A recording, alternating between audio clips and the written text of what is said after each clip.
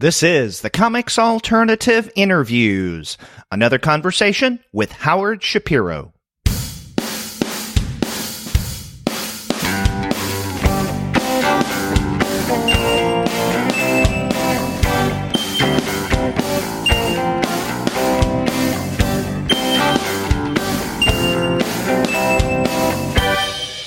Hello, and welcome to another episode of the Comics Alternative Interviews. I'm Derek, and today I'm happy to be talking once again with Howard Shapiro. His new book, Queen of Kenosha, comes out next week, and we discuss this new project as a starting point for his next trilogy. But before we get to that conversation, I want to let all of you know that this episode of the Comics Alternative Interviews is brought to you by the good folks at Discount Comic Book Service. Go to their website, dcbservice.com, for all of your comics pre-ordering needs. There, you're going to find all DC, Marvel, Image, and Dark Horse titles at 40% off of the cover price if you pre-order. For all of the other publishers, you'll find that those discounts can be anywhere from 20 to 35% off of the cover price, and every single month you're going to find some unbelievable specials. Sometimes those specials could be as much as 45% off of the cover price. Sometimes 50% off cover, but every now and again you can find discounts that are even more impressive than that. And as we like to point out on the podcast, one of the best ways of getting your comics is in bundled form. DCB Service regularly offers bundles of comics from such publishers as DC, Marvel, and Valiant. For example, if you go to dcbservice.com right now, you'll find a Vertigo bundle, a Jinx World bundle, and 3 other DC bundles at incredible discounts. And for the month of October, you can find all of their bundles at anywhere from 45 to 50% off of the cover price. It just goes to show, once again, that you can't beat the great prices at Discount Comic Book Service. Go to dcbservice.com right now for all of your comics pre-ordering needs. And after you do get your titles there, please be sure to send them an email and tell them that the two guys with PhDs sent you. A common theme in Howard Shapiro's stories is the significance of music. His first graphic novel, The Stereotypical Freaks, revolved around competing high school bands and how that competition and their dedication to music defined each member's life. In his latest book, Queen of Kenosha, music once again takes center narrative stage. It's the story of a young singer-songwriter from Wisconsin, Nina Overstreet, who comes to New York City in the early 1960s to make it on the folk scene.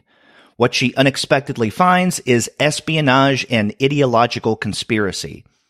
Whereas in his earlier Forever Friends series of graphic novels, Howard wedded music to hockey as the backdrop for his stories, here in Queen of Kenosha, the first book in what he's calling the Thin Thinline Trilogy, he uses music within the context of geopolitical intrigue. In the conversation that you're about to hear, I talk with Howard about the impetus behind his latest project, the importance of music to his storytelling, the kind of research he conducted to set the historical stage, and his plans for following up on his songwriting protagonist. I had previously talked with Howard a couple of years ago when Hockey Karmawas was released, and it was nice to touch base with him again and discuss his subsequent work.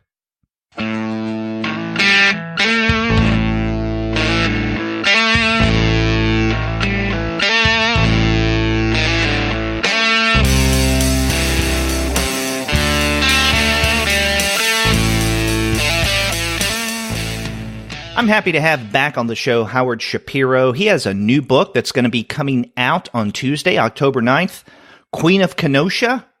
Howard, how have you been? I'm doing great. How about yourself, Derek? Fine. And I said having you back on the show because it's been not quite, but almost 2 years since Gwen and I spoke with you about at the time, the new book in your Forever Friends series, and that was Hockey Karma. Yes, that was right. Yeah, that was came out in I think it was November 3rd, 2016. So yeah, 2 years. I try to go 2 years between these. I mean, and you almost have to because they take so long to produce, and the writing part's more or less the easy part. It's the production that just goes on and on and on and on. And so yeah, we're in that 2 year cycle, it seems. Right, and with your various projects, you work with different artists, and I see that the illustrator for Queen of Kenosha is Erica Chan. Yeah, yes, exactly. Yeah, so I worked, I try and work different. I enjoy having different, artists. I mean, a lot of it comes down to scheduling too. I'd ask Andres Mosa, who I work with on Hockey Karma, if he was interested in it. It became a scheduling problem. And so he couldn't do it. So then I was searching for somebody, and I actually saw an illustration in a magazine by this one woman, and I can't remember her name, but I had contacted her because I was looking for it was kind of a vintage, kind of retro style. The story takes place in the 60s, and so I was looking for somebody, that might have that kind of style. And she, again, scheduling-wise, couldn't do it, but she put me in touch with Erica, who actually, so I'm from Pittsburgh. Erica went to college in Pittsburgh at Carnegie Mellon, so we kind of had that connection right from the start, and it was just great, just absolutely great working with her. I was saying how I use somebody different each time. Actually, I'm hoping that things work out, that we can work on the next one together, because she was just a real joy to work with. That you and Erica? Yes. Okay. Yes. And we had a letterer, sort of like I say, a rock star letterer, Seda Timofonte. She's done a lot of stuff with DC, and I found her actually just doing a web search, because I wanted to keep it as the story as a female protagonist, and I thought it would be great to have an all-female creative group. And so we had Erica on illustration and coloring, and then so I found Seda, who is also a great joy to work with, and I hope to work with her on everything I do in the future. She just brings so much to the table. The lettering to me is sort of like it's like the offensive lineman, if you will, of of the comics world, because a really great letterer is something. If it's not, you probably wouldn't notice if it's just okay, but they can really up the ante, so to speak. And I just love working with her, and she was so creative, and really that's an art form, and she was just amazing to work with. Well, let's talk a little bit about the specifics of Queen of Kenosha. If you were wanting to introduce it to listeners and whet their appetite to run out and get this next week when it comes out, how would you describe the premise? Well, the premise is that so I was really in this mode of wanting to do something with music, because I like, hockey is something I love and love to write about. Music is probably 1 or 1A in there. So I wanted to do something, with a music, sort of overall theme. And so I was listening a couple years ago. I was listening to Sirius, and they played this Bob Dylan song called "You're a Big Girl Now." And it all kind of came together when I heard that. And it's just, I was just driving and heard it. And I thought, I wanted to do something like a little different story. So like an action adventure kind of story, but also involving music. And A Dangerous Mind, I had watched that recently on Netflix, the Chuck Barris. Sam Rockwell played Chuck Barris. Great movie. And based on his Chuck Barris's autobiography about how he was a supposed CIA agent. Meanwhile, while he was hosting the Gong Show and producing, a unique individual, to say the least. Yes, and also he had just died, so it was sort of like, I don't know. It was just one of those things. All these elements came together at the same time, and so I had the idea of doing an action adventure with a female protagonist who follows Bob Dylan to New York. Him from Minnesota, Hibbing, Minnesota, I believe, in the early 60s. And I also want to do a time, like a period story.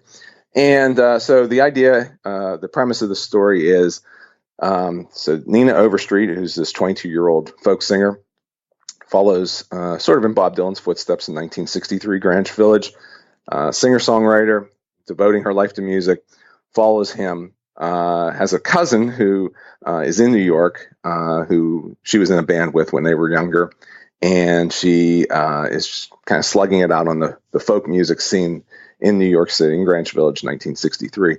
She gets involved almost by accident with a group, an off-the-books government group, who is taking down this group cells of Nazis that came to the U.S.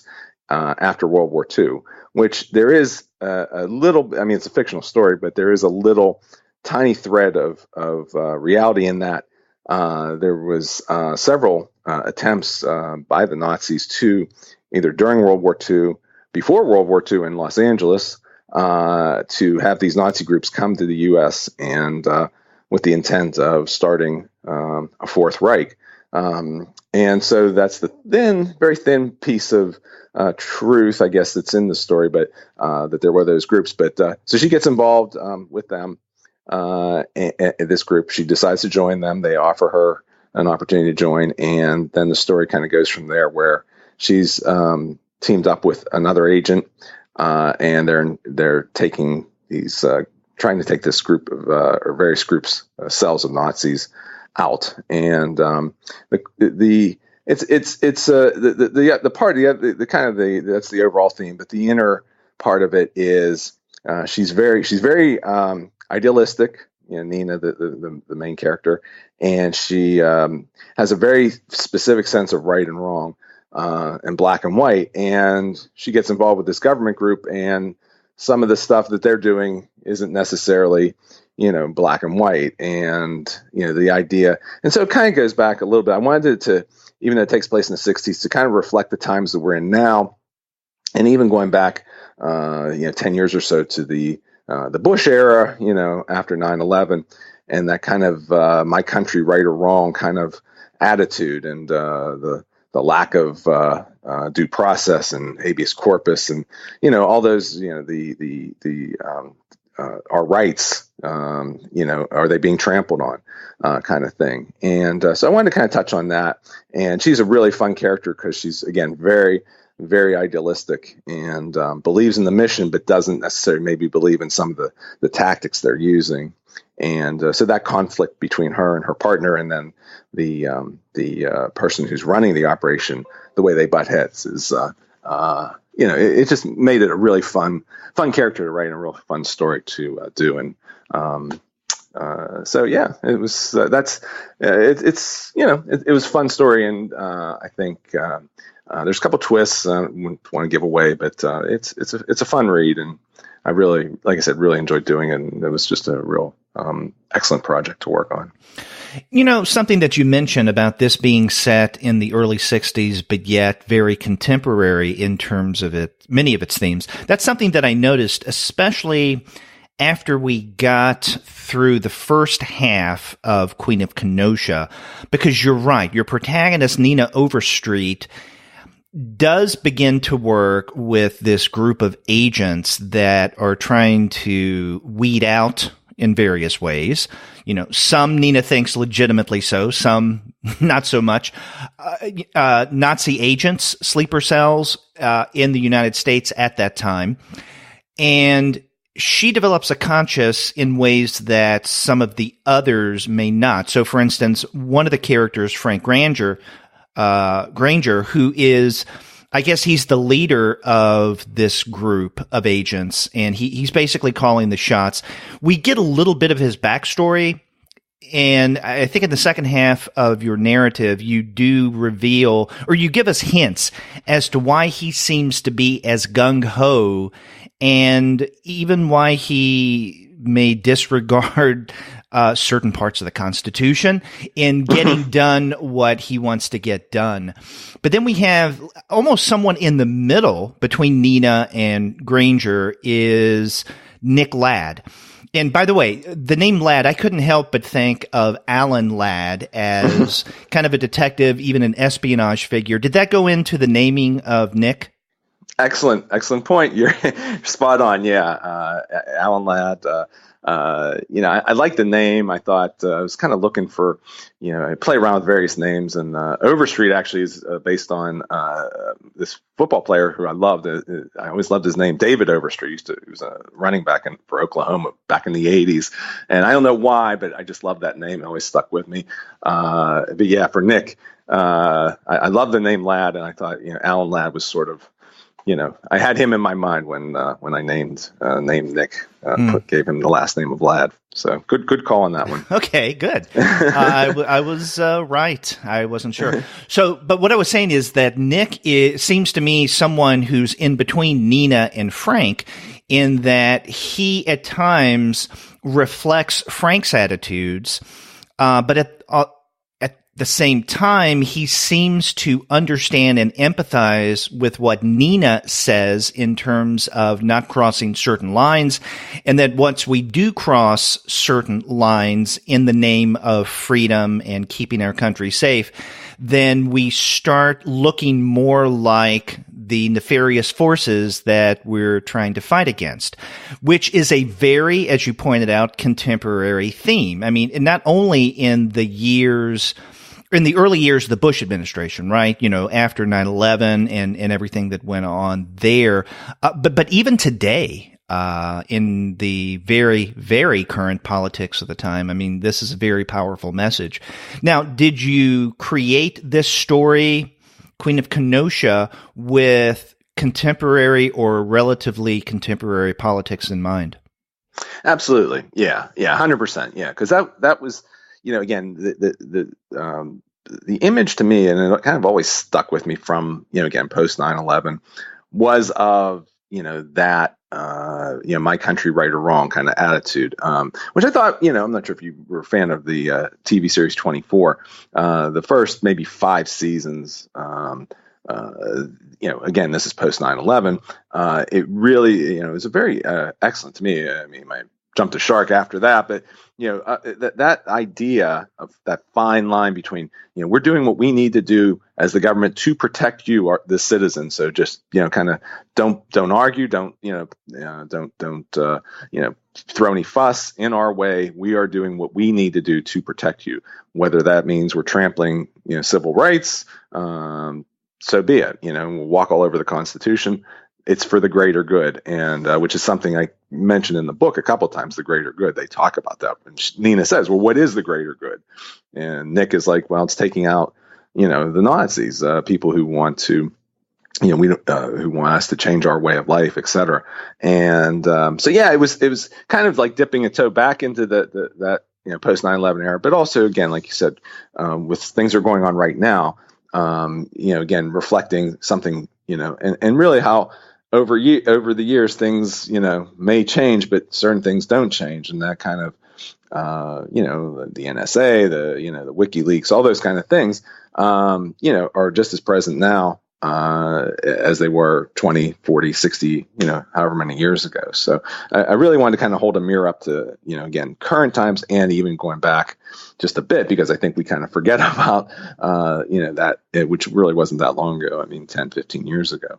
So, I really fashioned it that way. There was something, what happens when I write is each book has the way I'm feeling at a certain point. Almost like, I guess, in some ways, maybe musicians, if they're going through a breakup or there's something in their life, that the album is, the Black Album or whatever it might be, or in Springsteen's case, The Rising, things like that come out of a certain snapshot of that person's life at that time. When I do, these books, the idea is this is something that I was thinking of at that time. Hockey Karmawas about aging, which, I had just turned 50 at that time, or about to turn 50. So, things like that, kind of reflecting where I'm at or my thought process at that specific point in time.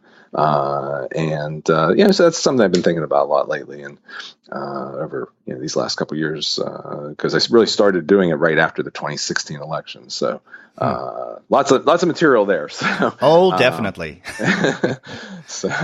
But yeah, no, I really like it too. And your analysis was really exactly right about Nick, because he is in the middle. He has a debt that's revealed. I won't reveal it now. He reveals a debt that he owes Granger, but then he's also, not only has respect for Nina, but also is kind of falling for her, and maybe thinking, well, maybe I'm not looking at this correct. So he's, that kind of the yin and yang between the three of them, Nina completely on the one side, Frank Granger on the complete other side, and Nick like, I owe this guy, but yeah, you might be right about some of our tactics and what we're doing, but he still is the boss, and I owe him and a huge debt. So so he was also a really fun character to write. I really liked writing that character. Actually, all three of them. The character study between the three of them was a lot of fun to do. Yeah. Well, sticking with the topic of politics, I want to ask you, I guess in a broader sense, where the idea about Nazi sleeper cells in the U.S. in the 1960s came from, because I think most people, myself included, when you're talking about fighting nefarious internal forces that are just below the surface during, let's say, the post-World War II period, I mean, you normally think of communism. And especially when we get into the 50s and the Red Scare, or yet another Red Scare in America, and all of that. But as you point out at the very beginning of the book in your note from the author, you list, I mean, this is not something that you just made up. I mean, this has historical roots, and you list a few pieces that people can refer to that will reveal some of the actual history that you were working from and you were doing your research. For instance, Hitler in Los Angeles, how Jews and spies foiled Nazi plots against Hollywood and America, the M15 files, Nazis planned Fourth Reich in post-war Europe. So I'm wondering where this interest in, let's say, 1950s, especially 1960s, Nazism and the threat of, as one writer put it, a Fourth Reich came from. And how did you learn about this? How was it in terms of doing the research in setting the stage for your narrative? All of that. Excellent question. And that the first book you brought up, the Stephen Ross book, Hitler in Los Angeles, was so I was at a book conference. It might have been Book Expo in May of 2016. So I'm still kind of formulating the ideas at this point. Have a very, very loose synopsis. And so that book, which actually came out in October of 17, there was a pamphlet or I got something, and I was reading it, and that was sort of the being Jewish myself and something I had never known about. That was something that really struck me, and I thought, you know what? Let me take a look into this some more. So it really started from, again, just an innocuous walking around Book Expo, grabbing catalogs and seeing what publishers have coming out, and that one really started it. And then the Operation Pastorius, which again, just doing some research, I found extremely interesting, and one of the actual characters I named Pastorius, in an earlier draft, and we ended up cutting that character out. But we kind of kept some of the names from that particular story, and then just again doing some more. It kind of got in, and it kind of rekindled that. With the idea of the Nazis coming over, those sleeper cells after World War II, kind of, I just found it extremely interesting. But it really started from the Stephen Ross book. But then you start digging, and it's like, wow, this is really interesting stuff. And I guess part of it was also, again, post the 2016 election and the idea of the very fine people and things like that. So again, these are all elements that kind of went into it, and it's fun to do a deep dive into some of this historical stuff, and I just was fascinated by it. And and we kind of tied in the point you mentioned before as far as Frank and the reason why he's so hyper, in essence, crazy about this. It's revealed, and that came from one of these stories. I kind of loosely took that, some of the elements from that, and if people read, they'll figure it out. And I really liked how you brought that up, because that was very subtle. We wanted it to be a no panel page, because we wanted people the reader to, again, I always hate any book I've done. I hate trying to hit somebody over the head and say, this is the reason why. We did in a subtle way, but again, it just started from that book, and I was just completely wrapped up for weekend after weekend. I was just going to Wikipedia, and then just going to other pages and websites about this stuff, and I just found it incredibly interesting. So again, I come back to this question, and you've answered it, I think, to a large degree. You know, what is it about the underground Nazi dangers that were a part of, let's say, early 1960s? And this is something that, again, I mean, I really have not been aware of. Although at the same time, it's very timely because, as you point out, since the 2016 election, or even before the actual election itself, it seems that fascism has become more of a serious topic of discussion instead of just, you know, calling someone a fascist by just throwing out, you know, the language, right? But because we've seen, and not only in the United States, but also I think around the world, in Europe in particular, a rise in certain, let's say, fascistic sympathies. So I can see the timeliness of all of that. But I find it curious that you're wedding, so to speak, the geopolitical emphasis with music in ways that are kind of similar to what you did in earlier books, where you're taking the music and you're combining it with sports. Now, I don't want to sell sports short by saying it's not as serious as geopolitics, but it occurs to me that in Queen of Kenosha, you're dealing with some quite a bit heavier material than you were in your other books. Let's say your Forever Friends series. You know, those 3 graphic novels, The Stereotypical Freaks, Hockey Saint, and Hockey Karma. Those were serious books, but you're dealing with different subject matters like relationships and celebrity in ways that are quite different from what I'd call the heaviness of Queen of Kenosha. Yeah, I mean, I think that was part of it. I think also the editor I worked with, Christina Hickey, you know, kind of pushed it and pushed me in a different direction, and that was fun. It was fun.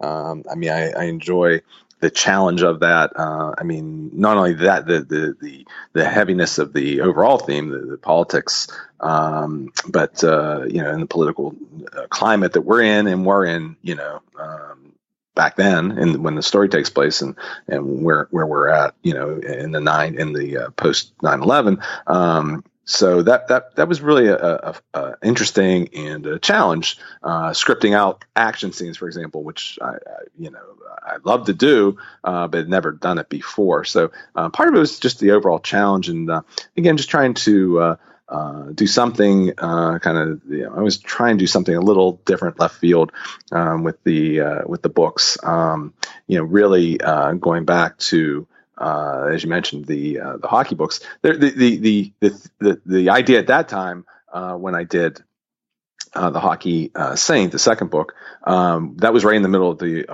whole Jerry Sandusky trial and everything. And I live in Pittsburgh. Penn State's 3 hours away, so that was a constant thing we were always hearing about. So that idea of sports, you know, being everything to people,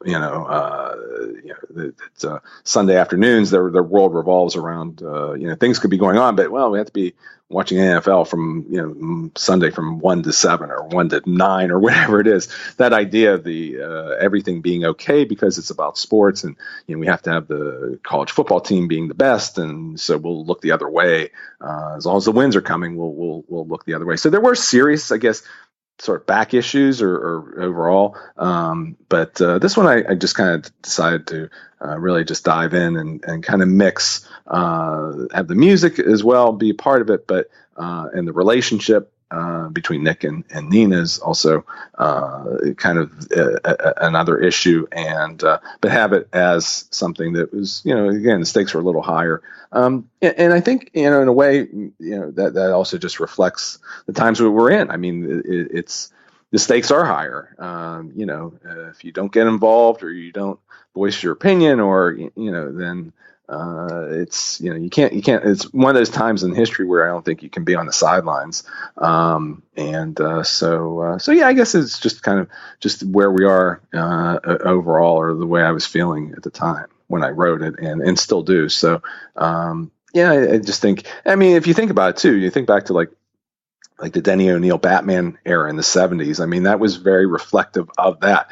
go back to Adam West, the 60s were very swinging, et cetera, et cetera. So I think sometimes, you almost have to write for the times, and if this was maybe 2000, it would be maybe a different story, or not as heavy. So I think, at least I hope that comes across. It just reflects this point in time, even though, again, the story set in the 60s, but, things that are happening right now. Yeah.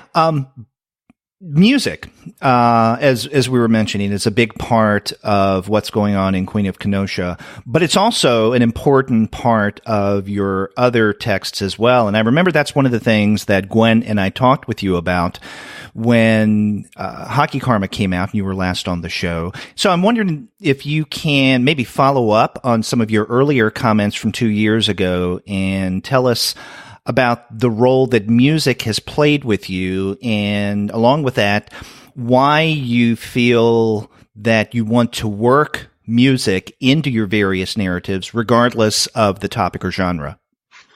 Yeah, that's an excellent question, because, again, I started doing the recommended listening. I put those in the front of each chapter, and mainly it's just something I started doing when I did Stereotypical Freaks, which was a music, and overall it was about a garage band, these kids forming a garage band. And so music right there was front and center in that story.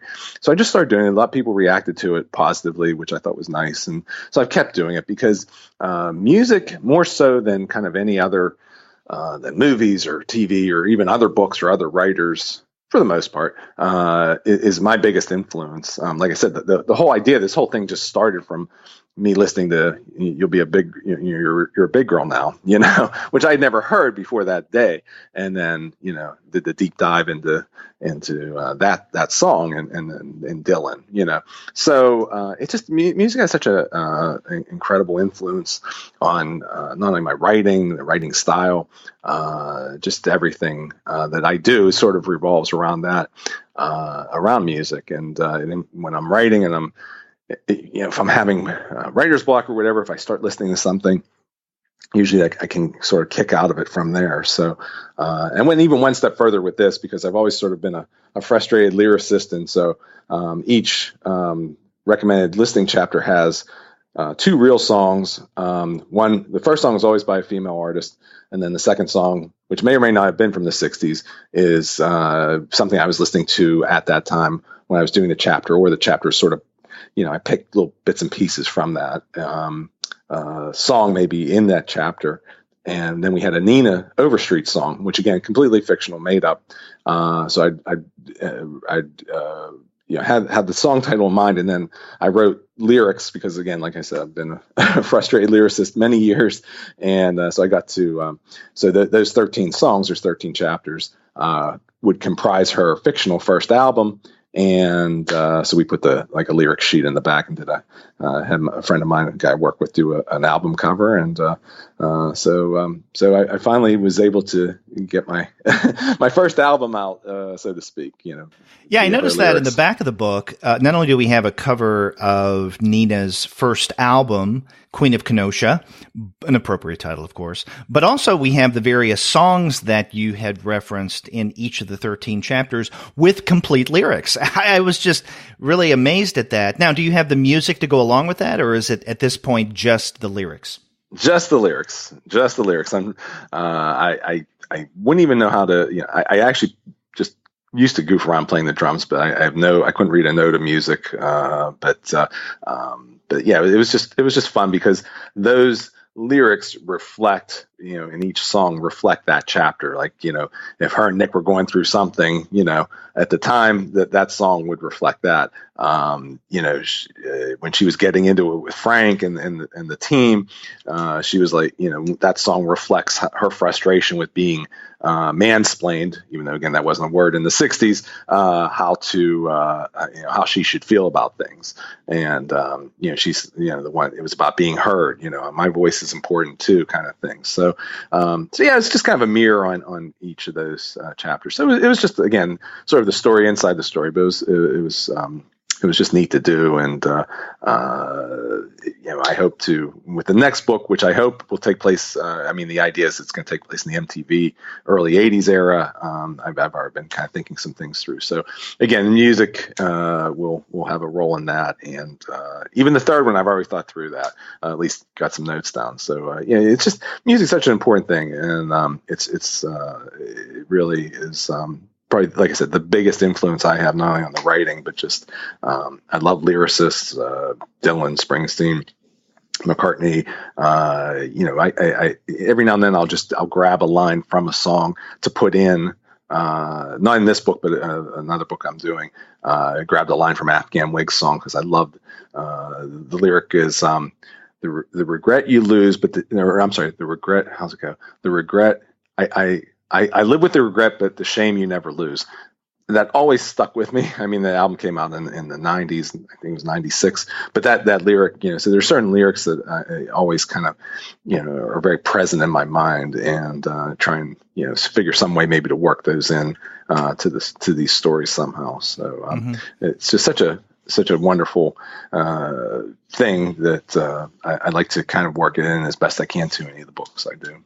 Now, the musical setting of this new book, Queen of Kenosha, as we mentioned, it does take place in the early 60s, and appropriately enough, most of the musical references, or at least where Nina as a performer musician finds herself, is in the folk scene at the time.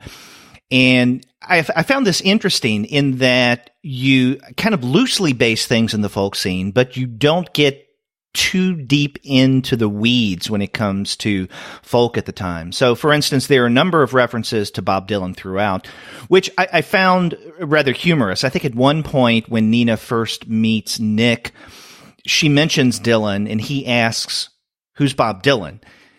Knowing full well, readers today, that he is now a Nobel laureate.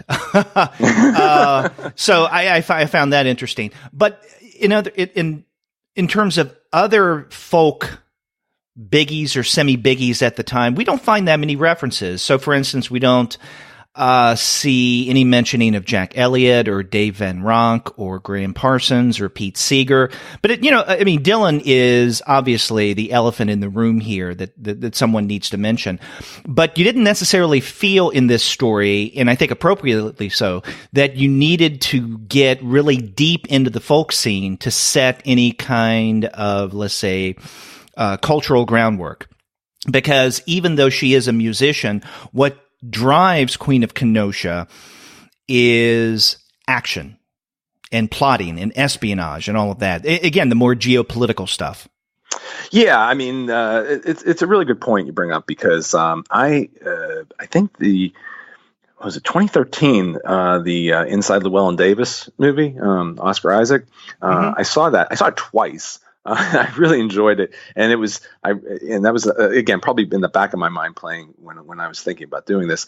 And you're exactly right, though. There isn't the real deep dive into the Joan Baez's and Rambling Jack Elliott and Dave Van Ronk, all those people you mentioned. We do mention, though, that she's wants to play at the Cafe Wah. And she's real excited about that. But that was more so, I think that was more a shout out to David Lee Roth, because his uncle Manny Roth owned it, which I had learned about. So, and so, yeah, we had a couple, so that was a mention. I think we did an exterior of, I can't remember the name of the place, a famous, at the time, restaurant in Greenwich Village at the time. So, there were a few, but yeah, you're exactly right. I didn't want to do the deep dive in, because then I felt it was something I thought about, like having her just maybe even walk past, or she would open up for, somebody, but I didn't want to do that, because I thought that would kind of, like, as you said, kind of take away from the essence of the thriller, the spy part of it. But, it's funny, because some reviewers like, well, I really like the music part. I think I did. Actually, I think this was probably something I did good, because there were some people who said, well, I wanted more music. And there were more people who said, well, I hated the music part. I like the action part. So, it's almost like, if you're the announcer of a football game, and half the home team's audience or fans hate you, think you're rooting for the other team, and the other half think you're rooting for the other team, then you're probably doing a pretty good job. So it was kind of 50-50. Some people absolutely hated, or not, shouldn't say hated, but didn't like them or wanted to have more action. Some people wanted to have more her backstory and the music part. So, but yeah, I didn't want to make it about, completely about the 60s Granger Village scene, because that would be that would just take away and from the heart of the story. But it is something I kind of toyed with, again, just kind of loosely, like even if she walked by somebody or somebody like,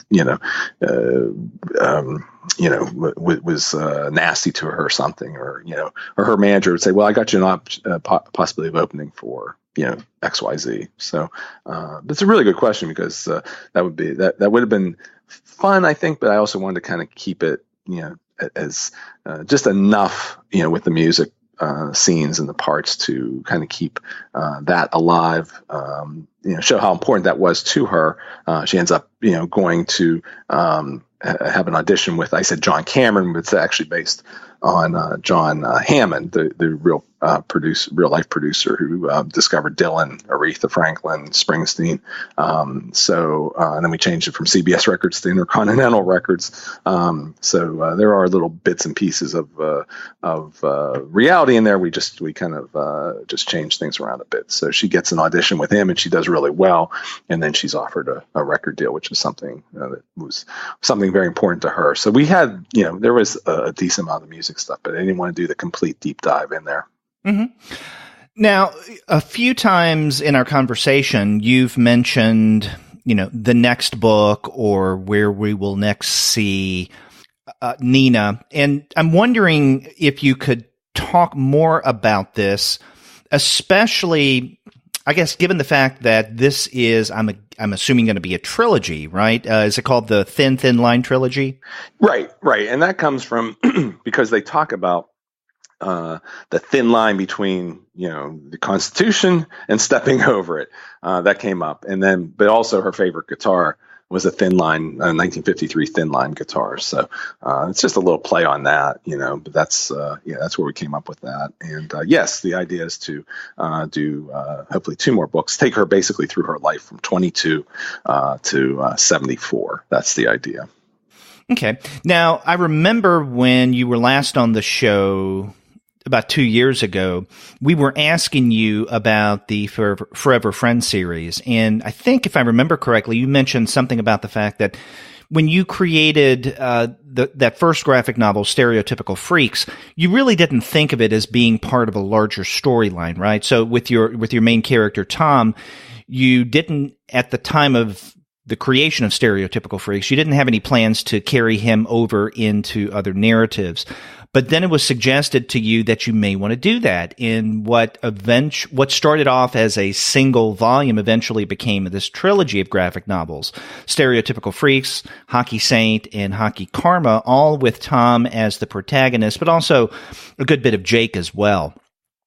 These guys are friends. So that's an instance of you coming up or eventually creating a trilogy that you hadn't intended at first. When you sat down to write Queen of Kenosha, did you know that you wanted this to be a series? Yes, 100%. Yeah, the Stereotypical Freaks, as you mentioned, it was kind of going to just be a one-off. I didn't really have any idea. And then I met a guy at the Book Expo. This is probably 2011 or 12, who read it and said, well, it'd be a good idea for a series.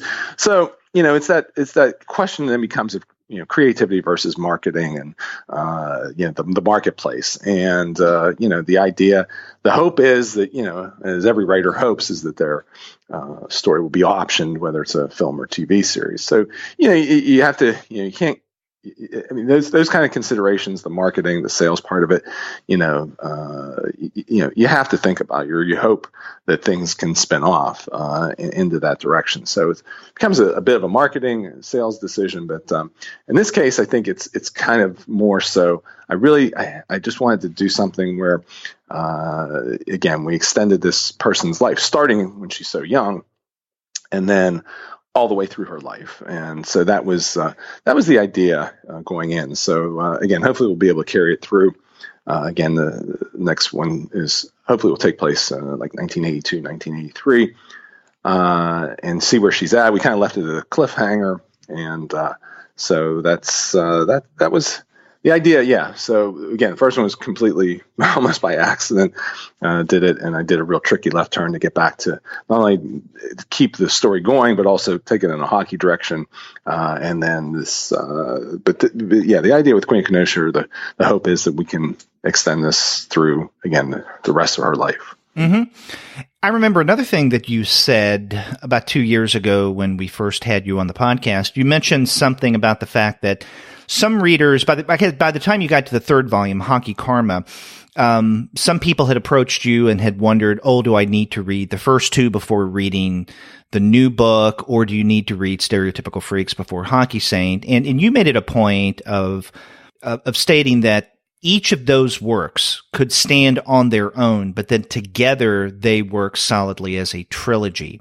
I came away from this book, Queen of Kenosha, with a more, intentional come back later for the next installment kind of feel. In other words, I don't want to say that Queen of Kenosha can't stand on its own, but at the end, and I'm not giving anything away here, no spoilers, but there is a sense that we need to wait until the second volume to continue the story.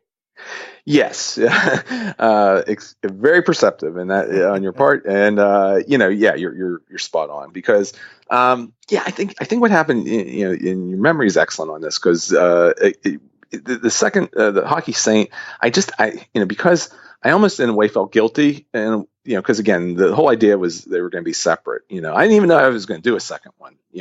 Let alone have an idea for a trilogy. This is going back to the Forever Friends, which you mentioned. So I felt like almost like an obligation to not have it where it just felt like to me it was wrong to say to somebody, especially coming in, because again, when you have the Hockey Saint, it's a hockey book, but it's a sequel. Well, do I have to read it just didn't feel fair to me to, I don't know. It was just wrong to say, you know what, it's actually based on this first book. So if you don't read the first one, you won't get the second. I didn't feel that was right. So, but this one, I felt like, the story, and again, the idea going in, the way I wrote it up, the original synopsis and the draft, there wasn't sort of that cliffhanger ending, but it seemed to work really well when I was doing the work with my editor Christina, who I mentioned. So yeah, this one felt like it just felt like I'll try and gear it. I mean, the idea being that, you can, if you get a sense of this first book, that hopefully, it doesn't feel as this time. It's like this is kind of, hopefully again, we'll be back to back to back. Hopefully the second one will also stand on its own, but there will be, obviously there's the cliffhanger ending. So, you want, and the idea is you hope that, the people reading the first one will be interested in the second one and want to continue reading and following along her life story. It's just this time I felt just a little different because the idea right from the start is that this is going to be her life. So there is that kind of the idea of going from 1 to 2 to 3 seems a lot different this time around. How far are you right now into that second book, or maybe even the third? Right now, good question. It's just I'm just writing the synopsis up. The way I do it, I don't know how other writers do it, but I really like to get I say a synopsis, but like a extremely detailed synopsis where trying to lay out anywhere from like a 15 to 30 page synopsis. So, trying to get maybe not each chapter, but each, first act, second act, third act kind of thing down. And then I go to my editor and say to her, what do you think? And then we kind of just go from there, and we kind of go back and forth on points that we like. And it's always good to have a really good sounding board and somebody who's extremely well versed in story and character development, and that's Christina. She's really really good, a really great partner in this, and so right now it's just formulated. I think I'm on page 5 of the synopsis. I kind of know in my mind how I want it to go, but I have to get it down on paper. So and the third one is just I just had an idea because she'll be in her 70s at that point. So I have an idea on that, but again, it's more conceptual. So it's definitely a work in progress. I wish I could, I had more time or the ability to do most of my writing like after midnight, and it's some nights it works well and other nights it doesn't, and I'd really like to be able to devote just a lot of time to getting the second, at least a synopsis down. Now, do you have a title for the second volume yet, or is that still in process? Yeah, I mean, the idea, I'd like to the max, which is a saying from the 80s. To the max?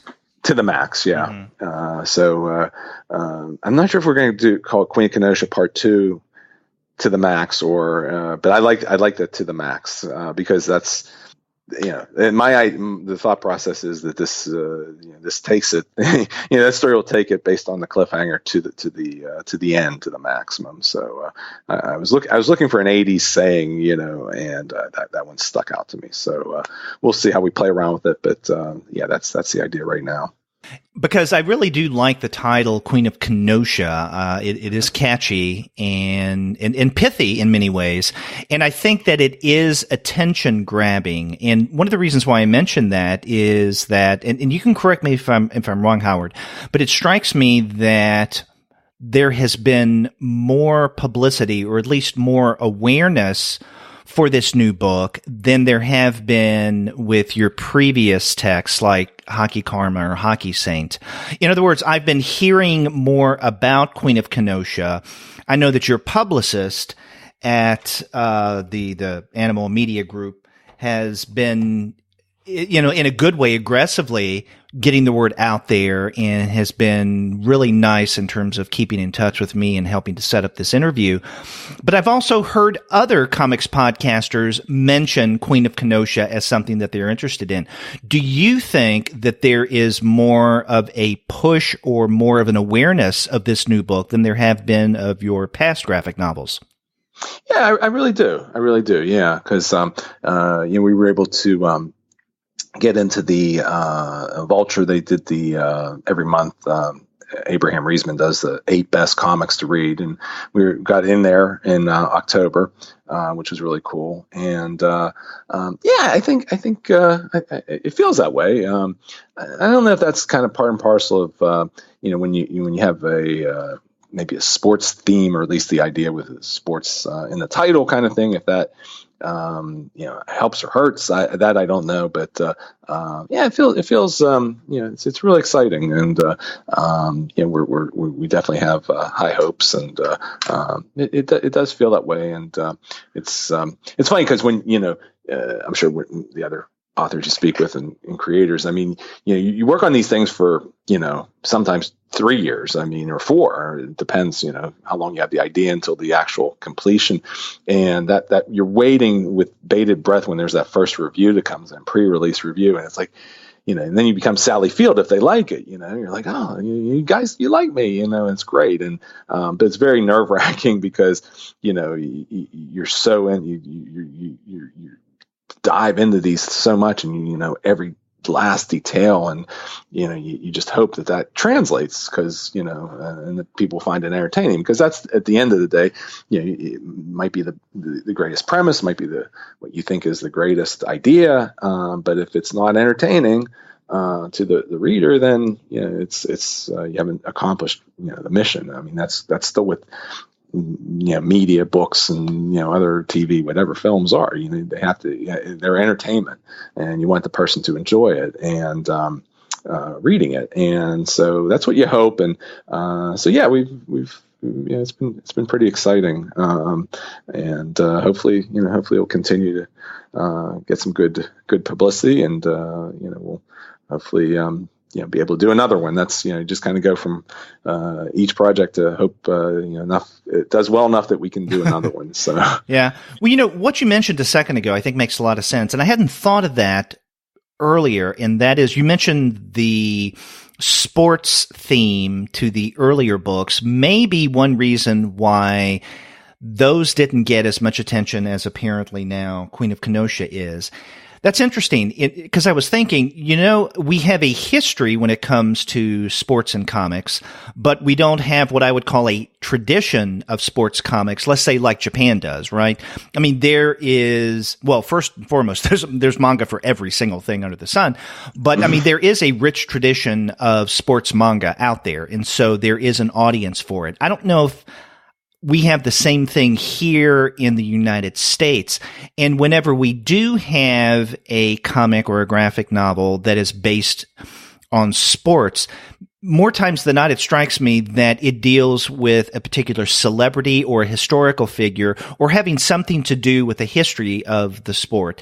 I'm thinking in particular of a book that came out a few years ago, James Sturm's Satchel Paige.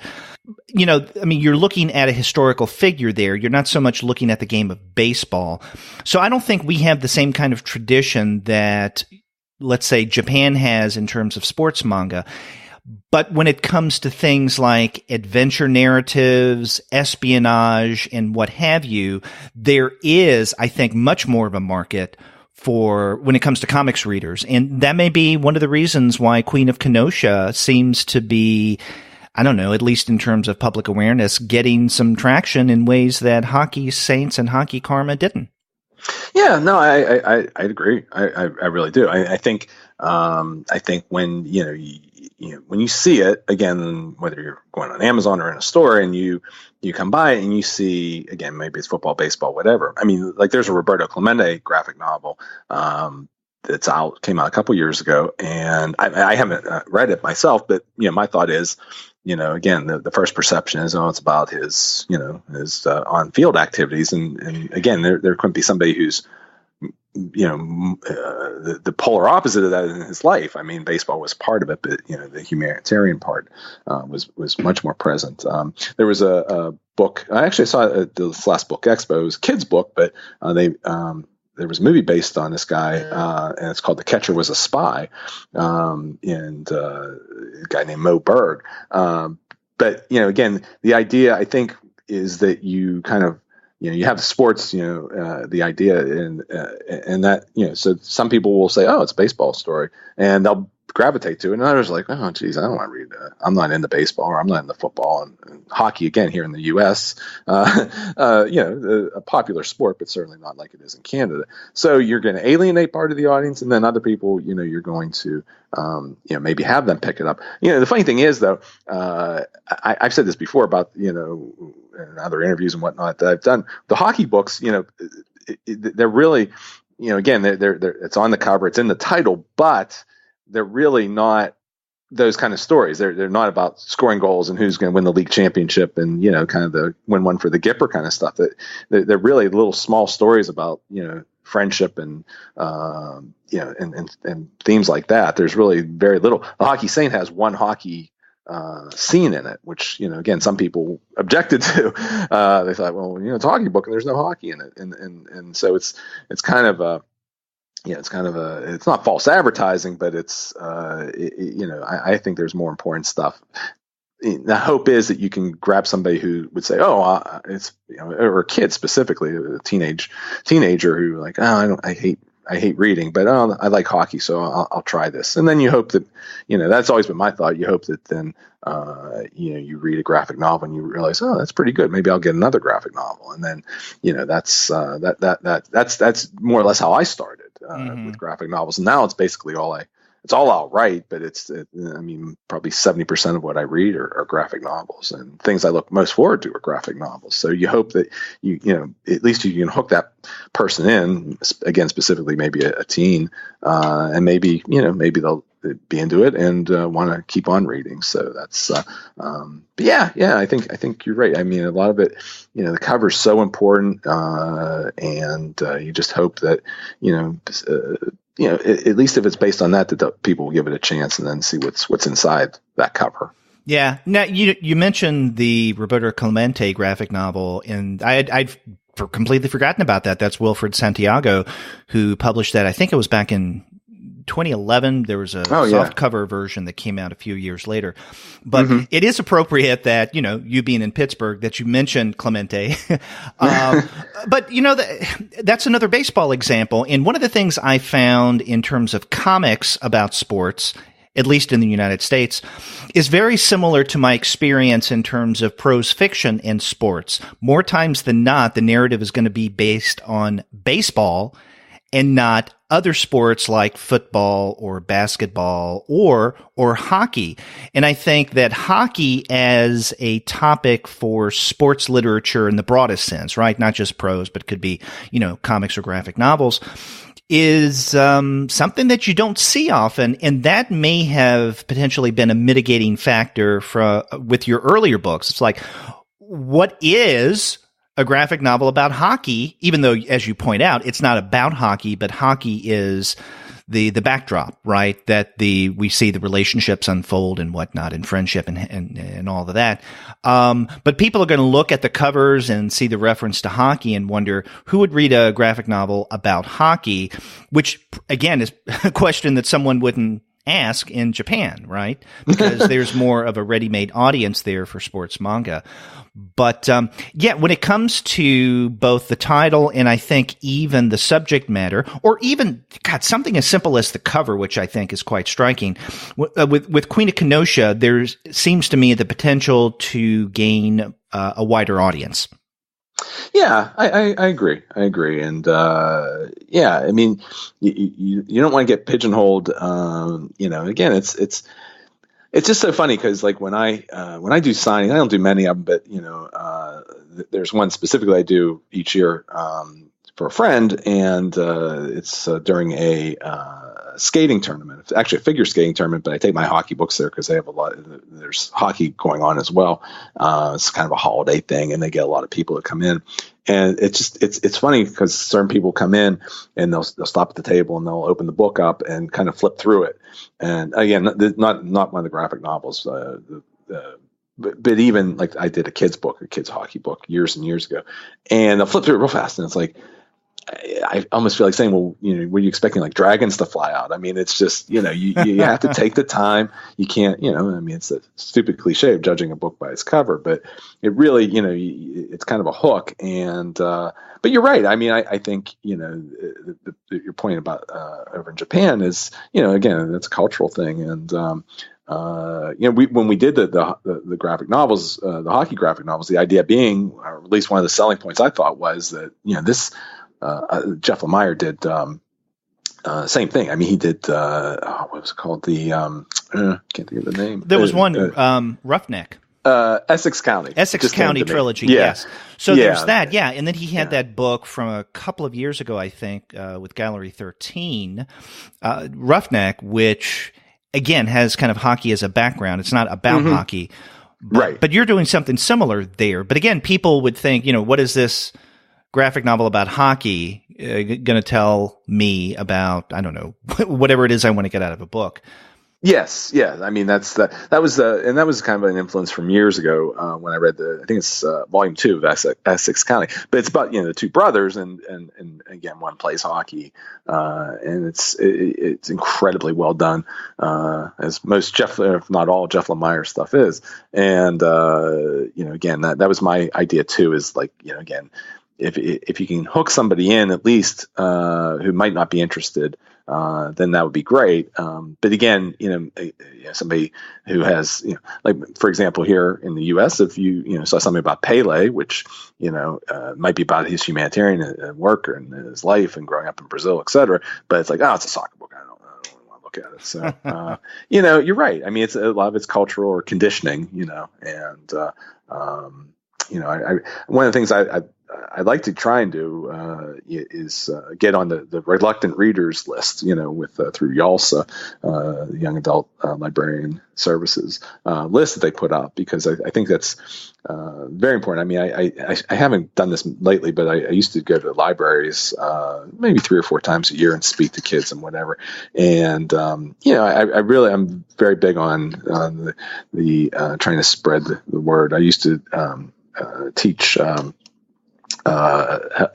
students, adult students, reading through the Greater Pittsburgh Literacy Council, and it's meant so much to me over the years. I can't imagine going through life without having read comic books and growing up. I mean, it was like such an important part of my life, and I think that somebody has missed that was very depressing and sad to me. So I wanted to volunteer for that group. But yeah, I mean, I'm getting off topic, but yeah, the idea that the conditioning of it, I think, hopefully, we had a really good cover artist work on that, and, hope it's striking enough and that people give it a chance and definitely check it out.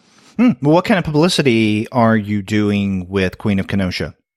So I'm here, in New York, as you mentioned, for the Comic-Con. I did an event last night. There's some events here at the New York Public Library that I'm going to go to this afternoon.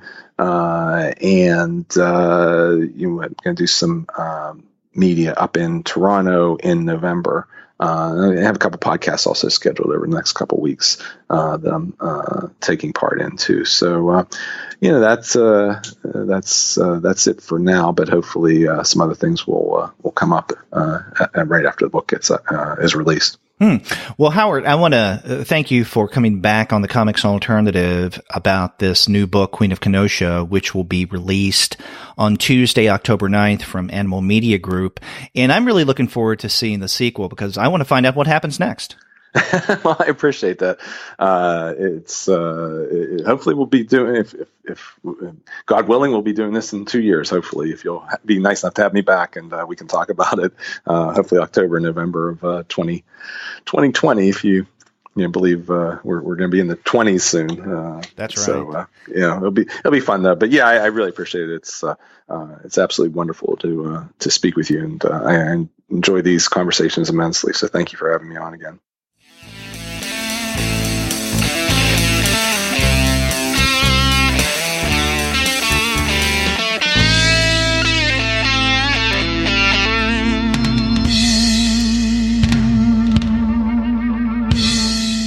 Thanks again to Howard Shapiro for coming back on the Comics Alternative to discuss his new book, Queen of Kenosha. It comes out on October 9th and published by Animal Media Group. And if you want to find great prices on comics like Queen of Kenosha, then head on over to the website of our sponsor, Discount Comic Book Service. As I mentioned at the top of the show, if you go to dcbservice.com right now, you'll find incredible prices on individual titles as well as discounted bundles. That's dcbservice.com. And after you do get your comics there, get in touch with me and let me know what you thought about my interview with Howard Shapiro. If you go to our website, comicsalternative.com, you'll find that you can leave us a voice message online via SpeakPipe. Or you can contact us the old-fashioned way by picking up your phone and dialing 4153-COMICS. That's 415-326-6427. You can also email us. We're 2guys@comicsalternative.com, or you can email me directly. I'm Derek at comicsalternative.com. And you can find us all over social media as well. We have accounts on Twitter, Facebook, Tumblr, Instagram, Google+, Goodreads, Pinterest, YouTube, Slack, and Discord. You can subscribe to the podcast through Apple Podcasts. You can stream us on Stitcher. You can also find us on Spotify, on Google Podcasts, on TuneIn, and on iHeartRadio. But you can find every single one of our podcast episodes, as well as the reviews and comics-related commentary that we post on our blog, simply by going to the website, comicsalternative.com. We have more interviews lined up in the days to come, so be sure to check back for those. Until then, take care.